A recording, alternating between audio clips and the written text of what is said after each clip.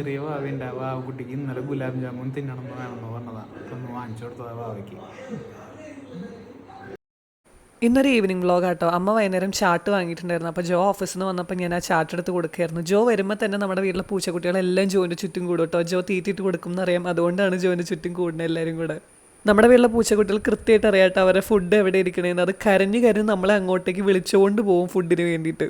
പിന്നെ ഞങ്ങളൊന്ന് പുറത്തേക്ക് ഇറങ്ങി. ജോ എനിക്ക് പോയിട്ട് ഗുലാബ് ജാമുനും മിഠായിയൊക്കെ വാങ്ങിച്ചിട്ട് വന്നിട്ടുണ്ടായിരുന്നു കേട്ടോ. ഇന്നലെ എപ്പോഴും ഞാൻ പറഞ്ഞു എനിക്ക് ഗുലാബ് ജാമുൻ വേണമെന്ന്, അതുകൊണ്ട് ഓടിപ്പോയി വാങ്ങിച്ചാട്ടോ. പിന്നെ ഞങ്ങളൊരു ഹോട്ടലിൽ ഫുഡ് കഴിക്കാൻ വേണ്ടി കയറി. എൻ്റെ വർക്ക് കഴിഞ്ഞിട്ടുണ്ടായിരുന്നില്ല, അതുകൊണ്ട് ഞാൻ ഫോണിലിരുന്നിട്ട് മീറ്റിംഗ് കൂടെ കേട്ടോ.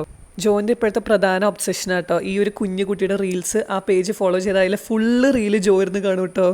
ഫുഡ് വരുന്നവരെ ഞങ്ങൾ രണ്ടുപേരും കൂടെ ആ പേജിൽ ഫുള്ള് റീലിരുന്ന് കാണായിരുന്നു കേട്ടോ.